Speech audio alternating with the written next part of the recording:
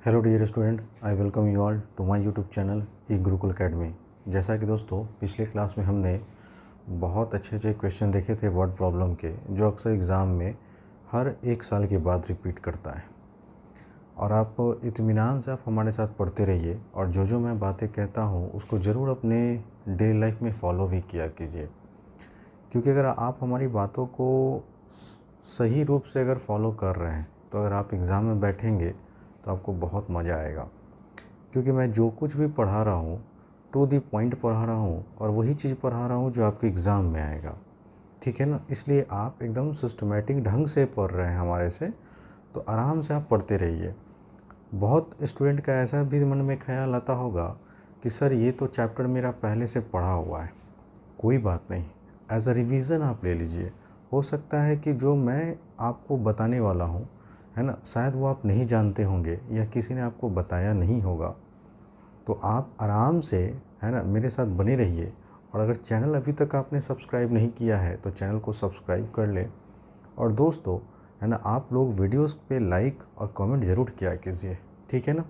क्योंकि हर, है ना, लेक्चर में काफ़ी मेहनत लगता है पढ़ाने में, उस पर काफ़ी टाइम स्पेंड करना पड़ता है, तब जाके आप लोग के लिए एक बेहतरीन वीडियोस मैं तैयार कर पाता हूँ। इसलिए आप लोग से मैं यही उम्मीद करूँगा कि कभी भी कोई वीडियोस मेरा आए ना तो उस पर अपना कमेंट और अपना लाइक, है ना, भरपूर मात्रा में दिया कीजिए, ठीक है दोस्तों। अब जो मैं पैटर्न लेने वाला हूँ ना, उसको आप ध्यान से समझिएगा। यहाँ पे मैं 2-3 वर्ड आपको यूज़ करूँगा, है ना, इस तरह के सवाल को कंप्लीट करने में। पहला याद रखिएगा, कहीं भी क्वेश्चन में अगर आपको 2 वर्ड दिखे, 3 वर्ड दिखे, एक इज, एक विच और दूसरा हाउ मेनी, है ना, तो आप समझ जाइएगा सर अगर क्वेश्चन इज से स्टार्ट होगा, है ना, तो इसके बाद कोई नंबर रहेगा। हम हमेशा बोल रहे हैं इसके बाद वो नंबर रहेगा। आखिर ये नंबर किसको रिप्रेजेंट करेगा? तो हमेशा याद रखिए टीएन को रिप्रेजेंट करेगा। अगर कहीं विच लिखा हुआ है या इज लिखा हुआ है या हाउ मेनी लिखा हुआ है, इस तीनों केस में आपको हमेशा एन की ही वैल्यू निकालना है। ये फाइंड करवाना चाहता है आपसे कि नंबर ऑफ़ टर्म्स कितने हैं, ठीक है ना, ये निकालिए। मैं हर तरह का पैटर्न लूँगा जो एग्ज़ाम में पूछे जाते हैं, तो आप आराम से मेरे साथ पढ़ते रहिए, ठीक है। हमने फिर से मैं रिपीट कर रहा हूँ कि सर अगर इज़ वर्ड रहा, विच वर्ड रहा या हाउ मेनी रहा, इस तीनों का एक ही कंक्लूज़न निकलता है कि you have to calculate the number of terms. अब सर नंबर ऑफ़ टर्म्स कैसे कैलकुलेट करेंगे? तो चाहे वर्ड इज रहे, चाहे वो विच रहे, चाहे हाउ मेनी से स्टार्ट हो रहा हो क्वेश्चन, हमेशा आप क्या देखिएगा कि 2 तरह का पैटर्न बनेगा। जैसे अगर कहेगा इज़, ऐसे कर देगा 2, है ना, इज़ के बाद 2 लिखा हुआ रहेगा, है ना। या तो ये स्टार्टिंग में लिखा हुआ मिलेगा इज़ का टर्म, या तो फिर ये लास्ट में लिखा हुआ मिलेगा। तो हमेशा इज के बाद जो नंबर होगा वो हमेशा टी एन का ही वैल्यू दिया रहता है, तो आप डायरेक्ट टी एन बराबर उतना लेके चलेंगे। अगर कहीं विच लिखा हुआ है तो भी आप समझ जाइए कि उसके जो ए पी का जो सीरीज होगा ना, उसका जो लास्टवा टर्म होगा, है ना, वो आपका टी एन का वैल्यू होगा। अगर कहीं हाउ मेनी लिखा हुआ है तो जो लास्ट टर्म है, ठीक है ना, वो भी आपका किसका वैल्यू दिया रहेगा? टी एन का ही वैल्यू दिया रहेगा। अब आप आइए, जैसा मैं क्वेश्चन करवा रहा हूँ ध्यान से देखिए। कहा गया which term of the A P, तो आपके पास ए पी दिया हुआ है 5, 9, 13, 17 डैश डैश डैश, और इज के बाद देखिए लास्ट में मिला 81। आखिर ये 81 किसको रिप्रेजेंट करेगा? तो अब आप समझ रहे होंगे सर ये nth टर्म को रिप्रेजेंट करता है।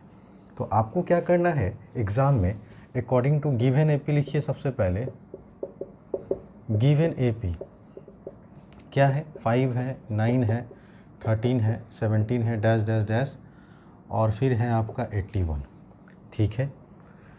तो अब आप ये हटा दीजिए, ठीक है, ये आपका एपी था, है ना। और मैं इसके बाद फिर मैं क्वेश्चन समझाऊंगा कि आखिर क्वेश्चन कहना क्या चाह रहा है, इसलिए ध्यान दीजिएगा। सर ये मेरा ऑलरेडी एपी था, है ना। हमने क्या बोला, इज के बाद जो टर्म रहता है, ठीक है, वो हमेशा टी एन का वैल्यू रहता है। According to question T N बराबर आप पुट कीजिएगा 81। अब आपको मैंने ये बता रखा है, चाहे वर्ड इज हो, चाहे विच हो, चाहे हाउ मेनी हो, आपको फाइनली कैलकुलेट क्या करवाना चाहता है? Number of terms. तो सर यहाँ टी एन का फॉर्मूला है ना, जिन बच्चों को याद होगा वो लिखेंगे a plus N minus one into D बराबर 81। अब जो जो वैल्यू मालूम है वो पुट कीजिए। सर a कितना मालूम है, तो आपने बोला सर 5, n तो निकालना ही है दोस्तों, और d का वैल्यू तो 9 में से 5 घटाइएगा तो क्या मिलेगा, पॉजिटिव का 4, तो ये हो गया 4 बराबर कितना 81। अब आप सॉल्व करेंगे। सर सॉल्व कैसे करेंगे, इस 5 को इधर लेके जाएंगे तो ये प्लस में हो तो माइनस में हो जाएगा, तो इधर बचेगा n माइनस वन इंटू 4 बराबर 81 में से 5 को सब्ट्रैक्ट कर दीजिए। इधर 4 का एक बार n में गुना होगा तो 4n, जब 4 का माइनस 1 में गुना होगा तो माइनस का 4, और 11 में से 5 गया 6, और यहाँ बच गया कितना तो 76। अब आपको 4n बराबर ये -4 को उधर भेजेंगे तो 76 में प्लस 4 होगा तो बोलिए 80 आएगा, और यहाँ से जब 4 के टेबल से इसको काट कैंसिल कीजिएगा तो n का वैल्यू 20 आया। ठीक है, समझ रहे हैं दोस्तों। तो आपसे बोला गया कि कौन सा टर्म इस AP का जो है वो 81 है। इसका कहने का मतलब ये है दोस्तों, आपका आंसर तो आ चुका, हेंस आप कहेंगे यहाँ पे hence D 20th term of the given AP is 81। ये था आपका फाइनल आंसर। उम्मीद करता हूँ दोस्तों आपको बहुत अच्छा समझ में आ रहा होगा। अब आप मेरे साथ समझिएगा कि सर ये n का वैल्यू अगर आपने 20 लाया तो आखिर आपने क्या लाया। तो आपसे अगर कोई पूछेगा कि सर ये कहना क्या चाह रहा था क्वेश्चन, तो कहना ये चाह रहा था कि आप देखिए ये मेरा फर्स्ट टर्म है, ये मेरा सेकंड टर्म है, या मेरा थर्ड टर्म है, ये मेरा फोर्थ टर्म है। इस तरह से आप आगे बढ़िए तो फिफ्थ टर्म आएगा, सिक्स्थ टर्म आएगा, सेवन्थ टर्म आएगा, एट्थ टर्म आएगा, नाइन्थ आएगा, टेंथ आएगा, 11th आएगा, उसी तरह से 15 आएगा, 16 आएगा, 17 आएगा, 18 आएगा, 19 आएगा, और जो 20वां टर्म होगा ना वो AP का कौन सा होगा, 81 होगा। अब बहुत लड़का को सर समझ में नहीं आ रहा होगा, और थोड़ा पोस्टमार्टम करते हैं इस क्वेश्चन को, ध्यान दीजिएगा। यही ना है आपका AP। तो हम चले 5, 9, 13, 17, आप गैप देख रहे हैं, 4-4 का गैप है दोस्तों। आप 4-4 जोड़ते चलिए, तो 17 में 4 जोड़ेंगे तो 21, 21 में 4 जोड़ेंगे तो 25, 25 में 4 जोड़ेंगे तो 29, 29 में अगर 4 जोड़ते हैं तो 33, 33 में 4 जोड़ेंगे तो 37, 37 में 4 जोड़ेंगे तो 41, 41 में 4 जोड़ेंगे तो 45, 45 में 4 जोड़ेंगे तो 49, 49 में 4 जोड़ेंगे तो 53। आगे बढ़िए, 53 में फिर से 4 जोड़िए तो 57, 57 में फिर से 4 जोड़िए तो 61, 61 में फिर से 4 जोड़िए 65, 4 ऐड करते चलिए, आप आराम से ऐड करते चलिए 73, फिर 77, फिर क्या आएगा दोस्तों 81। अब आप मेरे साथ गिनिए तो sir first term, second term, third term, fourth term, fifth term, six term, 7th, 8th, 9th, 10, 11, 12, 13, 14, 15, 16, 17, 18, 19 और ये 20। तो यही ना आपका 20वां टर्म है दोस्तों, जो कितने के बराबर है, 81 के बराबर है। तो दरअसल सवाल, जो भी सवाल आपका विच से स्टार्ट होता है ना, तो अब आपको पूरा का पूरा मैंने कॉन्सेप्ट दे रखा है कि वो सवाल कहना क्या चाहता है और आपको निकालना किसका वैल्यू है। अगर आप मेरी बातें समझ गए होंगे तो आपको बहुत अच्छे से समझ में आ रहा होगा। अब हम लोग नेक्स्ट क्वेश्चन लेंगे, so please take your time.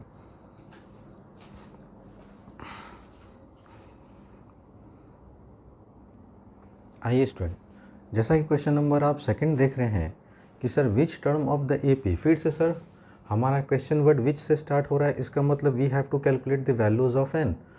अब इस क्वेश्चन का मीनिंग क्या है वो मैंने आपको पहले क्वेश्चन में समझा दिया। अब समझिए कि सर इस AP का वो कौन सा टर्म है जो 3 है, ठीक है ना। तो सर इज के बाद जो भी वैल्यू रहता है, अब वो आप समझ गए होंगे कि वो सर nth टर्म का वैल्यू होता है। तो आप गिवन AP लिखेंगे मेरे साथ, सर 5/6। अब ये देखिए कि ये सर है ना प्रॉपर तरीके से सिंप्लीफाइड नहीं है, मिक्स फ्रैक्शन में, तो पहले इसको प्रॉपर में चेंज करेंगे। 6 1 जा 6 प्लस 1 कितना हो गया 7/6, फिर 3 1 जा 3 प्लस 1, तो ये हो जाएगा आपका 4/3। ठीक है, इस तरह से आपका AP चला जा रहा है। ठीक है दोस्तों, अब अकॉर्डिंग टू क्वेश्चन आप क्या कहेंगे, सर TN का वैल्यू कितना है इस बार 3। सर TN का फॉर्मूला तो A + n-1 इंटू D बराबर है 3 के।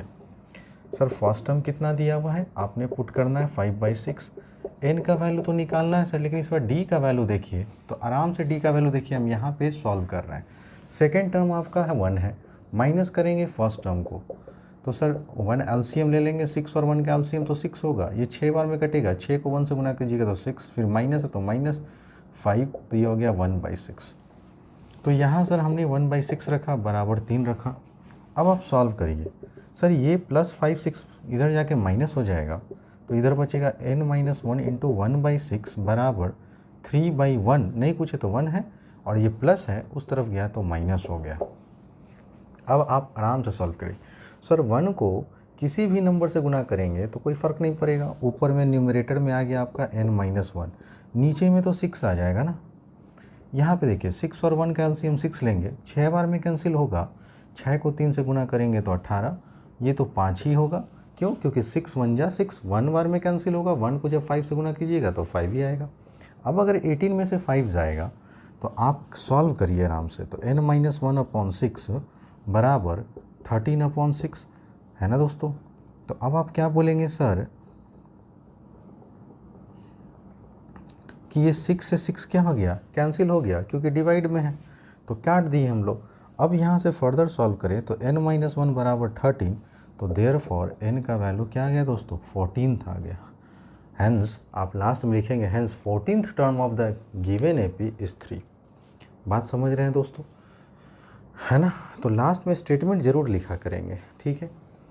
ये तो हो गया सर कि n का वैल्यू आ गया। अब फिर से जो लड़के अगर पिछले क्वेश्चन को नहीं समझे थे, अब फिर से समझिए कि सर यहाँ से जिस तरह से ये एपी जा रहा है, first term, second term, third term, fourth term, फिर फिफ्थ टर्म, फिर सिक्स टर्म, फिर सेवन्थ टर्म, फिर एट्थ टर्म, आगे चलते चलते फिर T10, फिर T11, फिर T12, फिर T13, फिर T14, तो जो 14वां टर्म होगा ना, उसी का वैल्यू कितना होगा दोस्तों, 3 होगा। उम्मीद करता हूँ कि अगर अब आपसे क्वेश्चन विच टर्म वाला अगर पूछेगा तो आप लोग से बन जाएगा, उम्मीद करता हूँ दोस्तों, है ना। So please take your time.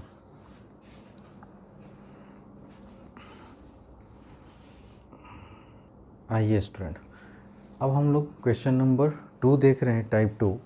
इसमें कहा जा रहा है सर, इसमें जो क्वेश्चन वर्ड है वो है इज से स्टार्ट हो रहा है।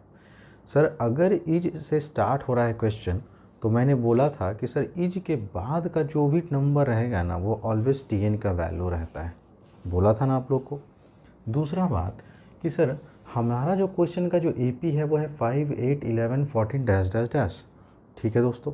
तो कहना क्या चाह रहा है कि क्या 51 इस एपी का एक टर्म है, मतलब इस एपी से अगर आगे बढ़ेंगे तो 14 के बाद कुछ आएगा, फिर कुछ आएगा, फिर कुछ आएगा, तो कुछ क्या आएगा सर। यहाँ पे देखिए कॉमन डिफरेंस 3 3 का है ना, तो सर 14 में 3 जोड़े 17, 17 में 3 जोड़ेंगे तो 20, इस तरह से आगे बढ़ेगा। तो क्या इस सीरीज़ में कहीं ना कहीं 51 आएगा या नहीं आएगा, क्वेश्चन आपसे ये पूछना चाह रहा है। तो सर क्या आएगा और क्या नहीं आएगा, इसके लिए सबसे पहले आपको मैंने बोला कि सर इज के बाद कोई भी नंबर लिखा रहता है वो हमेशा nth टर्म का वैल्यू रहता है, आप Tn बराबर उतना लेके चलें। और क्वेश्चन चाहे विच से स्टार्ट हो, चाहे इज से स्टार्ट हो, चाहे हाउ मेनी से स्टार्ट हो, फाइनली आपको कैलकुलेट करना है n की वैल्यू। समझ रहे हैं ना दोस्तों।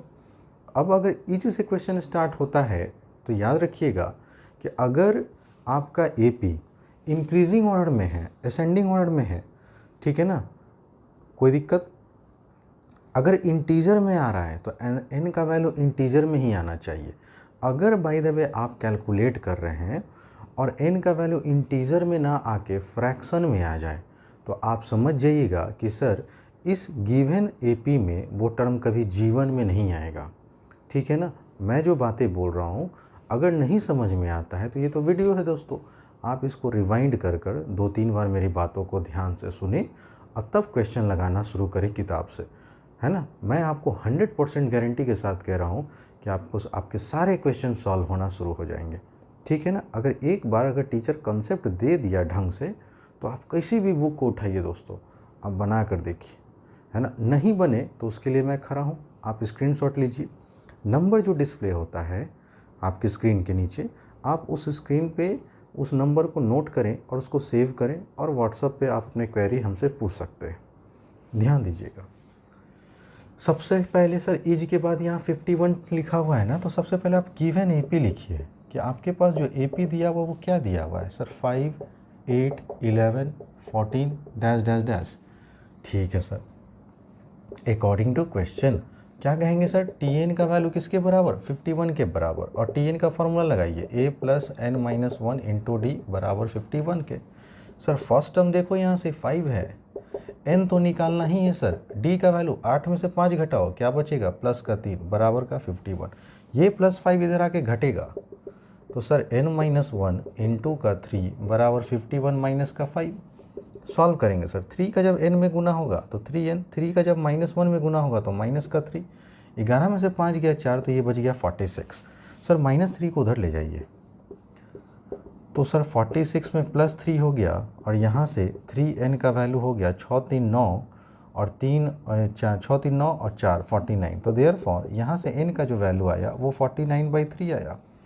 अब ये 3 से तो कभी कटेगा नहीं, तो जब नहीं कटेगा तो इसको होल नंबर में लिखेंगे, तो उसके लिए आप यहाँ पे डिवाइड कर लीजिए, 3 1 जा 3, 4 में से 3 गया 1, 3 6 जा 18, 9 में से 8 गया 1, तो अब आप क्या बोलेंगे सर, ये लिखाएगा 16 होल 1/3, ठीक है ना। अब आपने क्या देखा कि सर फाइनली मेरा n का वैल्यू क्या आ गया, फ्रैक्शन आ गया, और ये आप देखिए इस एपी में कहीं भी फ्रैक्शन आएगा कभी जीवन में, अब आप बोलेंगे सर कभी नहीं आएगा।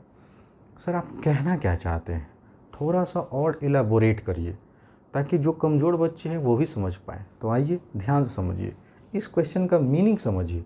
देखिए मैथमेटिक्स अगर आप रटने की कोशिश कीजिएगा ना तो कभी जीवन में नहीं सीख पाइएगा, ठीक है ना। और यहाँ पे मैक्सिमम हमने देखा है कि बच्चे लोग रटते हैं मैथ, कभी नहीं, है ना। मैथ्स की एकदम तबाही करनी है आप लोग को, ठीक है ना, एकदम तबाह कर देना है, लेकिन तबाह तभी कर पाइएगा क्वेश्चन को जब आपको कोई ढंग से पढ़ाने वाला व्यक्ति मिले, ठीक है ना। इसलिए आप ध्यान दीजिएगा, ठीक है ना। जो लड़का अगर हमको समझ गया, ठीक है ना, और हमसे एक बार पढ़ लिया, उसको कहीं कोई किसी की टीचर की ज़रूरत ही नहीं है दोस्तों, ठीक है ना। मैं बहुत बढ़िया से पढ़ाता हूँ, ठीक है ना, ध्यान दीजिएगा। सर आपका जो एपी है वो है 5 8, उसके बाद 11, फिर 14, आपने गैप देखा 3 का है, गैप बढ़ते चलिए।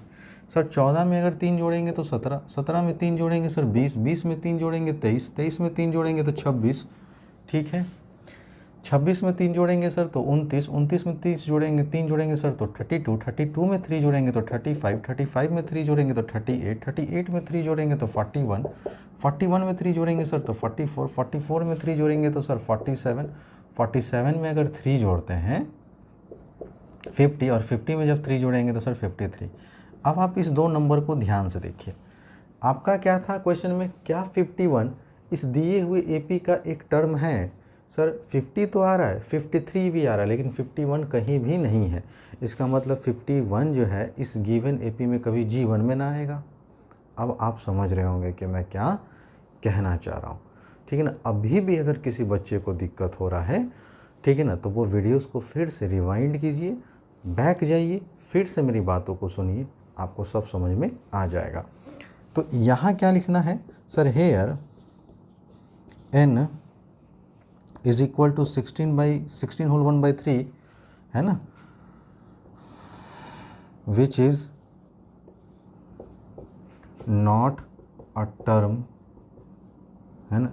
तो हेंस करके यहाँ लिख दो ना, हेयर, है ना, हेंस करके लिखो, हेंस 51, है ना, 51 is not a term of the given AP, term of the given AP, ठीक है दोस्तों, है ना। तो इस तरह से आपको क्वेश्चन एग्ज़ाम में आएंगे, तो आपको ऐसे बनाना है, क्वेश्चन क्या कहना चाहता है, क्वेश्चन का मीनिंग क्या है, क्वेश्चन का क्या सेंस है। अगर एक बार आप समझ गए होंगे तो अब मैं एक और क्वेश्चन लूँगा इज के पैटर्न पे, और फिर आपको समझाने की कोशिश करूँगा। So please take your time.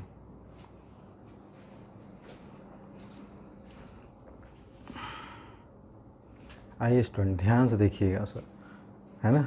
Question में कहा जा रहा है कि is -150 a term of the given AP, क्या -150 इस एपी का टर्म है या नहीं, आपको ये कैलकुलेट करवाना चाहता है, ठीक है स्टूडेंट। तो ध्यान से देखिएगा, ठीक है ना। तो सबसे पहले, है ना,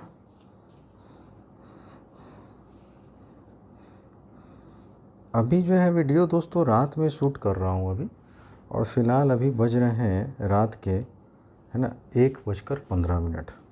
ठीक है, तो आइए देखिएगा ध्यान से। Sir is -150 a term of the given AP, यही ना कहा आपको, तो आप गिवन एपी लिखिए पहले आराम से। 11, 8, 5, 2 dash dash dash dash. Sir आपने बोला था कि इज के बाद जो नंबर रहता है वो तो टी एन का वैल्यू रहता है, तो हाँ एकदम बिल्कुल सही है। तो टी एन बराबर आप पुट करेंगे इस पर -150। टी एन का फॉर्मूला क्या होता है दोस्तों, a + n - 1 इंटू डी बराबर का 150, लेकिन माइनस का 150 लिखिएगा क्योंकि माइनस में है।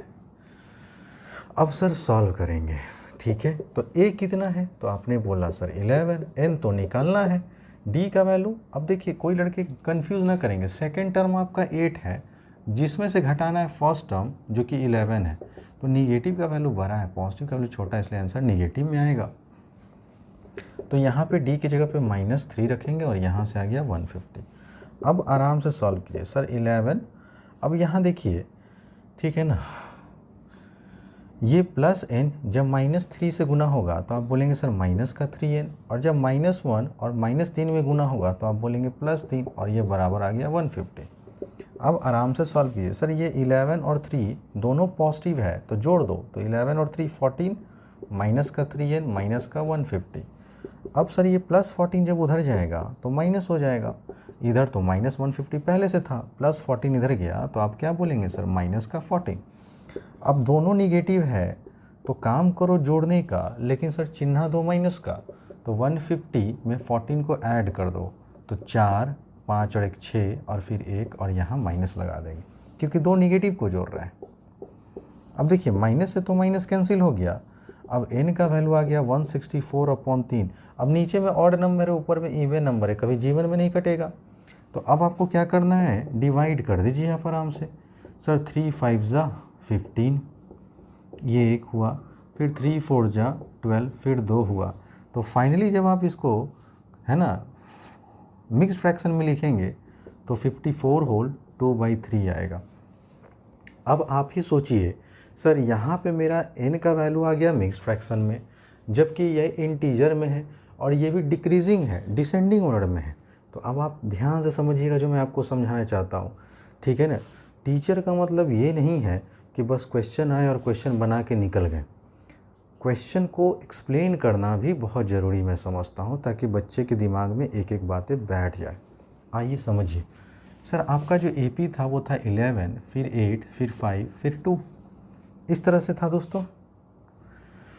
तो आप क्या देखें सर, 3 घट रहा है। अगर ये 3 घटेगा तो 2 में से अगर -3 करेंगे तो माइनस का 1 आएगा, फिर -1 में फिर 3 घटाएंगे तो फिर -4, फिर -7, फिर -11, है ना। तो इस तरह से आप देख रहे हैं ना, ये नंबर है आपका पॉजिटिव और घटते घटते क्या आ रहा है, निगेटिव। तो कभी भी आगे जब आप बढ़ेंगे तो हमेशा निगेटिव ही नंबर मिलेगा, कभी भी मिक्स्ड फ्रैक्शन नहीं मिलेगा। तो क्या -150 इस गिवन एपी का टर्म आएगा क्या, क्योंकि -150 एक इंटीजर है, निगेटिव है, लेकिन यहाँ एक मिक्स्ड फ्रैक्शन आ रहा है, ठीक है ना। तो ये -150 कभी आपको जीवन में, आप बढ़ते चलेंगे आगे तो कभी जीवन में नहीं आएगा। इसका मतलब आप कह सकते हैं hence -150 is not a term of the given AP.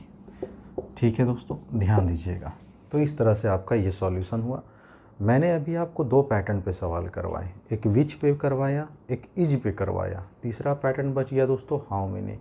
अब हम लोग नेक्स्ट क्वेश्चन हाउ मेनी पे सॉल्व करेंगे, so please take your time.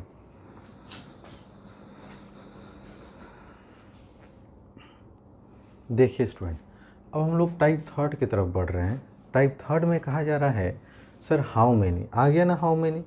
अगर क्वेश्चन में हाउ मेनी आता है तो आप लोग हमेशा ध्यान दीजिएगा सर, चाहे क्वेश्चन इज से स्टार्ट हो, चाहे क्वेश्चन विच से स्टार्ट हो, चाहे क्वेश्चन हाउ मेनी से स्टार्ट हो, we have to calculate finally n values, ठीक है ना। हम लोग को n का वैल्यू निकालना रहेगा, ठीक है दोस्तों। अब आप देखेंगे सर इस क्वेश्चन में तो कहीं इज है ही नहीं, है ना। अगर इज रहता तो उसके बाद कोई नंबर रहता तो वो tn का वैल्यू रहता। अगर क्वेश्चन में इज नहीं है, लेकिन ध्यान दीजिएगा कि जो आपका गिवन एपी है ना, जिस ध्यान से अगर बोर्ड पे आप देख रहे होंगे तो 7 है, फिर कॉमा 11 है, फिर कॉमा 15 है, फिर डैश डैश डैश डैश करके आपको लास्ट टर्म मालूम है 139। तो जो अंतिम वाला टर्म है ना, वही तो आपका किसका वैल्यू है, Tn का वैल्यू है। तो अगर क्वेश्चन में इज नहीं लिखा हो लेकिन लास्ट टर्म मालूम है AP का, तो वो हमेशा nth टर्म का वैल्यू होता है।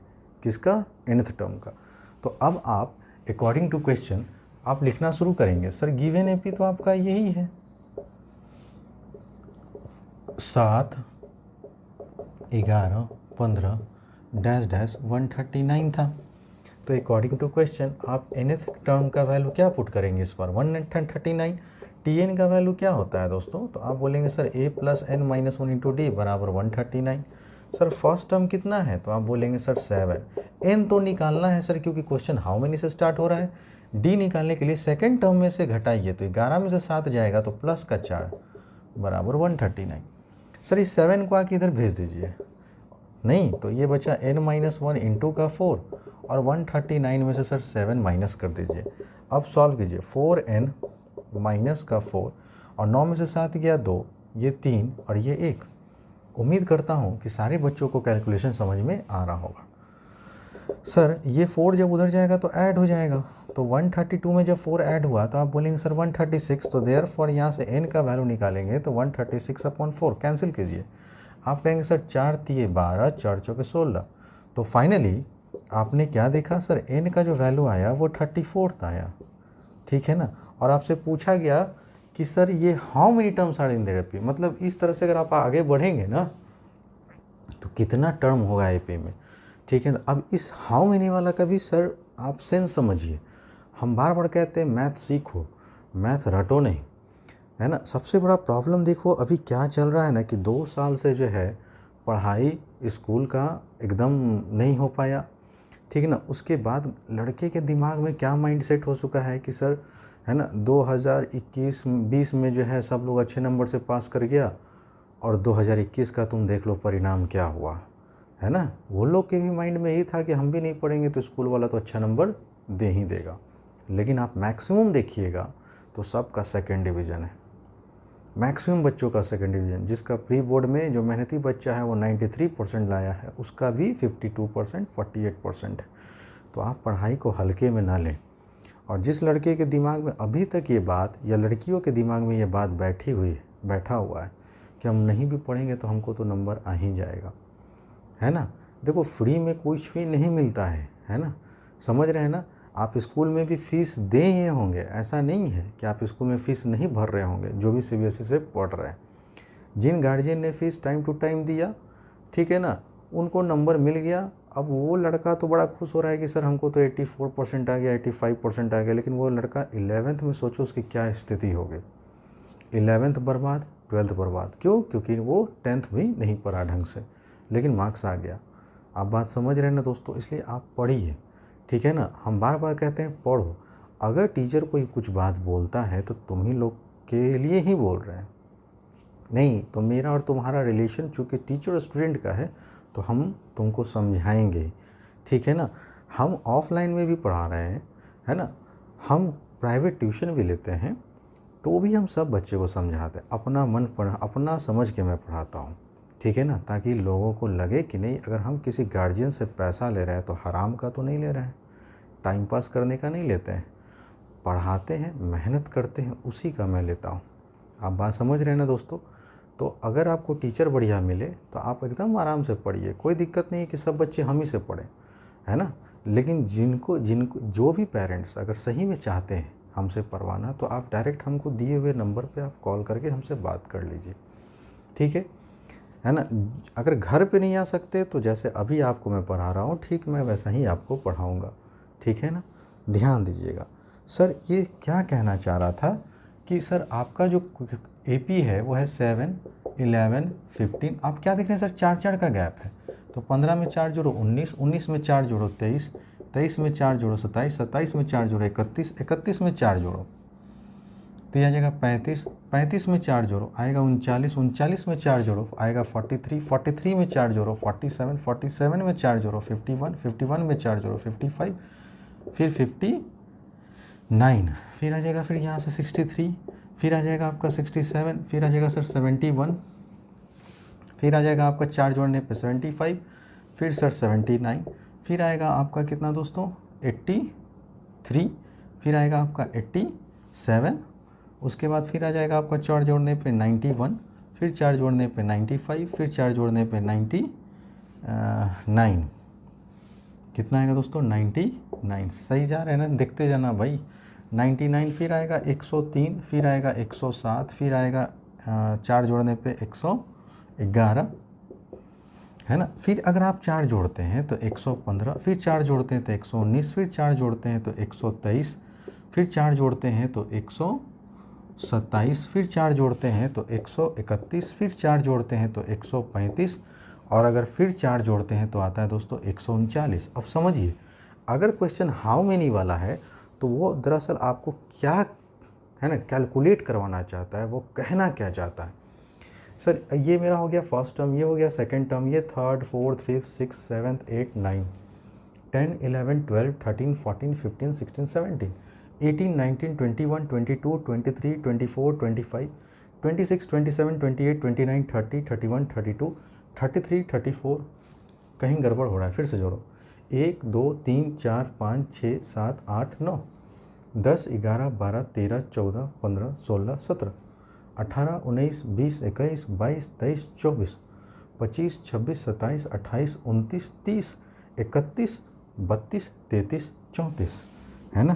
तो ये बताइए दोस्तों, ये T34 ही तो है 139, समझ रहे हैं ना। तो जो 34वां टर्म होगा उसी का वैल्यू है कितना 139। हाउ मेनी वाला सवाल आपको समझ में आ गया होगा कि क्या आपको कहना चाह रहा था। आपको ये कह रहा था कि जो 139 है वो एपी का कौन सा टर्म है। तो आप बोलेंगे सर 34वां टर्म जो होगा एपी का वही क्या है 139 है। तो मैंने आपको तीनों कैटेगरी के जो एग्ज़ाम में सवाल पूछे जाते हैं वो आपको मैंने बता दिया। अब देखिए कि सर अगर जो लड़के अगर थोड़ा सा भी अपना दिमाग का 5% भी यूज़ करते तो गैप देखते एपी का और उस गैप को ऐड करते चल जाते हैं तो कहीं ना कहीं वो 139 आता और फिर शुरू से लेके फाइनली आप काउंट कर लेते तो आपका एन का वैल्यू भी आ जाता। लेकिन ये टाइम टेकिंग था। लेकिन अगर फार्मूला का यूज़ किए तो सर सेकेंडों में आ गया सवाल। अब आप बोल रहे होंगे सर आप तो बोले थे कि एपी में फार्मूला यूज़ नहीं करेंगे। देखो मैक्सिमम सवाल में तो मैंने यूज़ नहीं किया, ठीक है ना। लेकिन कुछ कुछ क्वेश्चन का एक अलग पैटर्न चलता है जहाँ भी आपको जनरल फॉर्म कहने का मतलब एन का वैल्यू निकालना होगा, वहाँ पे आपको सर फार्मूला का तो यूज़ लेना ही होगा। आप बात समझ रहे हैं। तो इस तरह से आपने 3 तरह का टाइप आज देखा, ठीक है ना, और सीखा।